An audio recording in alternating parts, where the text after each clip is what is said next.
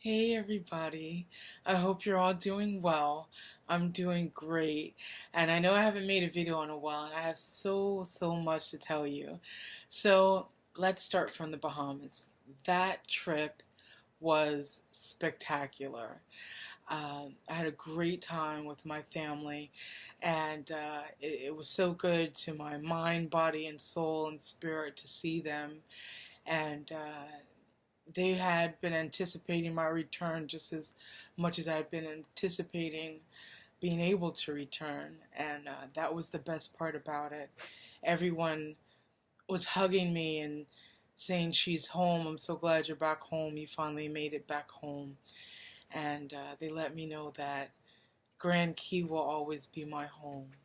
And it was absolutely wonderful to see my aunts and uncles and all my cousins and their kids that I hadn't seen and gotten to meet yet. So it was fabulous. And I have some pictures, so let's look at a few that I have.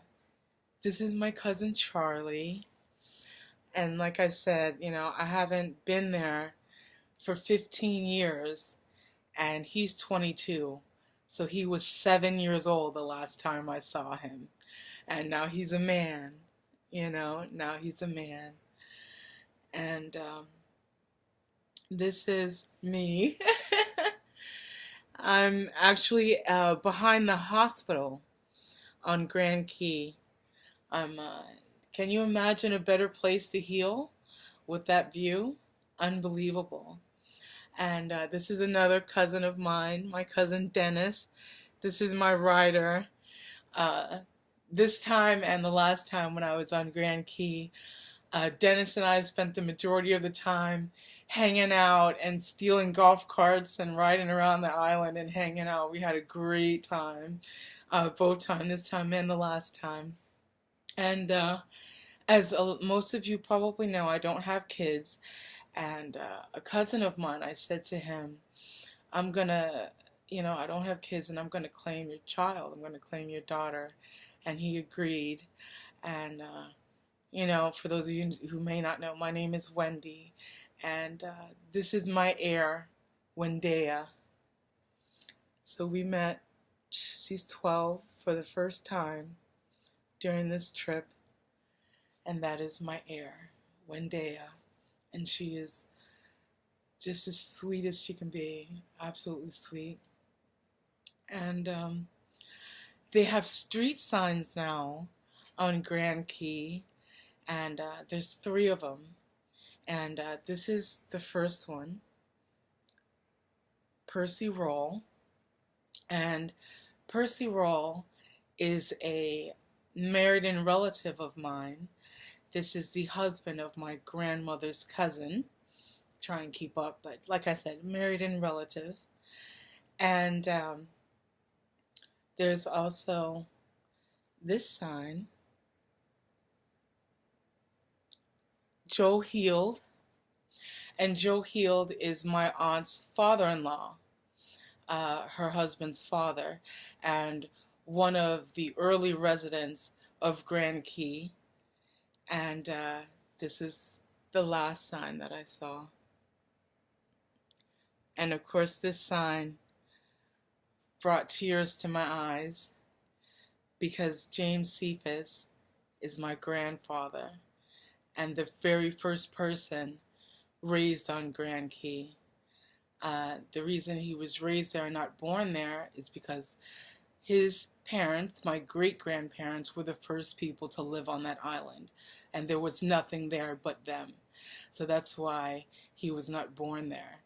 My great-grandfather had to put his wife in a boat and take her in a boat with no engine to Waterkey to give birth to my grandfather. How far is Waterkey, Wendy? 40 miles!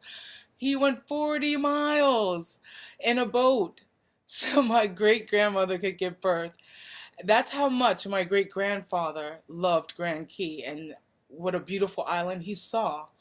When he saw Grand Key, he wanted to live there, even though there was nothing there. And that's what they had to do to have their kids, and they did it. And this is another cousin. that I met, my cousin Tasha. When I saw her father, McGarrett, I said, "You did not make that. She is gorgeous." He threw his hands up. He said, "I don't know how that happened." I said, "As long as you know, because she is gorgeous." It was beautiful. And this is one night, Dennis and I were riding around, and I said, "Stop." And we just sat and watched the sunset. And I just wanted to just sit there and appreciate it, you know. I was so happy to be there. And this is when we were going up to the island. Oh no, this is when I was leaving. This is when I was leaving going to.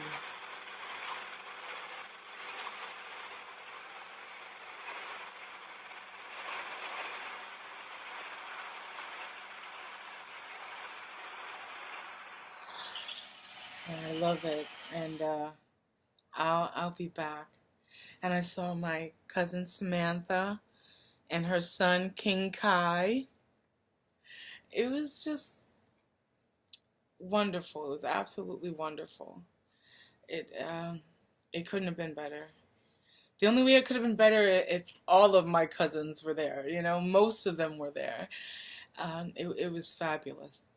And I lost another 13 pounds. So the weight loss is now 93 pounds.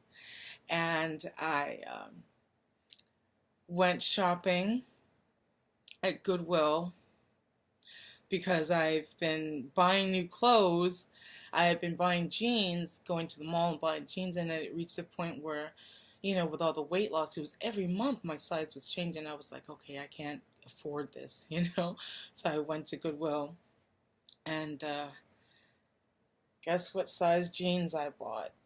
So for those of you who are wondering why my eyes look crazy, it's because I just got back from Goodwill, and I bought my very first pair of size 12s. And that was pretty awesome. So afterwards, I said to myself, you know, I have been so good. If I want to eat something off menu, you know, it's not a big deal. Now, I'm not telling you to do this. I'm just being totally honest with you. You know, I'm totally honest with y'all about the things that I do. And I said to myself, I'm going to go get me some black bean soup. I want that black bean soup. I haven't had that in such a long time. So I go to get it. And while I'm standing there waiting for my food, I'm talking to the guy at the counter. And he offers me a cookie. And I'm like, no, I don't eat that, you know. And he says, why? You know, you look good. You can eat it, have a cookie. That's no problem. And I was like, wow. I was really taken back by that, you know. Because that was the first time in my life anyone has implied that I'm not fat. And because I just appreciated what he'd said to me, I said, okay, and I took the cookie. And I want to show it to you. I took 2 bites out of it, and then I threw it away.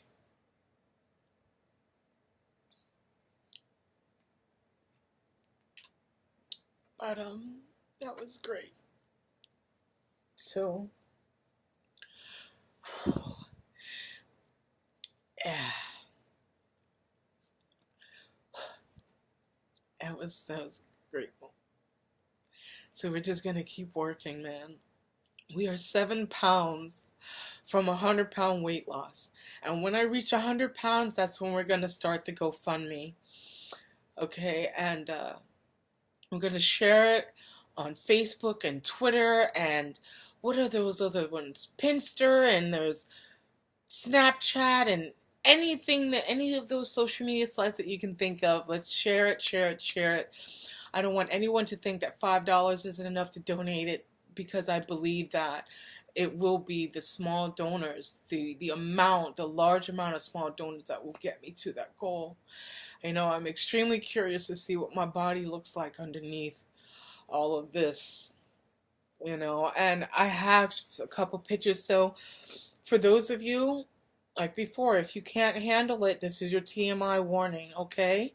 because I did take a couple pictures to see so I could show the significance of the weight loss. That's my thigh.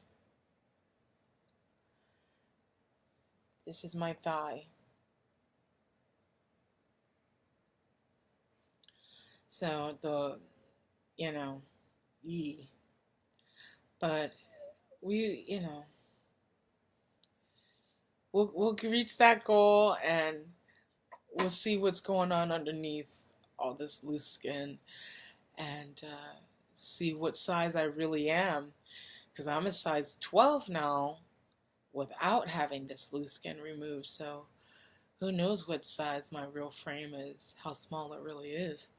I am a little freaked out by how small I am, but I'm glad that I'm healthier and that I'm better. I haven't cured my illnesses. I'm still disabled, but it could happen, I I'm not gonna give up.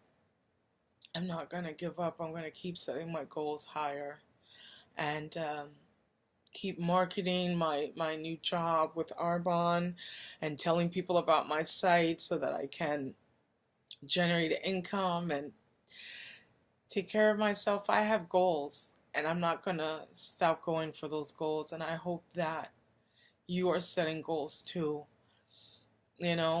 We can reach them. We have to believe in ourselves, and we can reach them, and I thank you guys so much for watching my journey and supporting me through this. And we're not done. We're not done. We have a lot of work still to do, and we're gonna do it.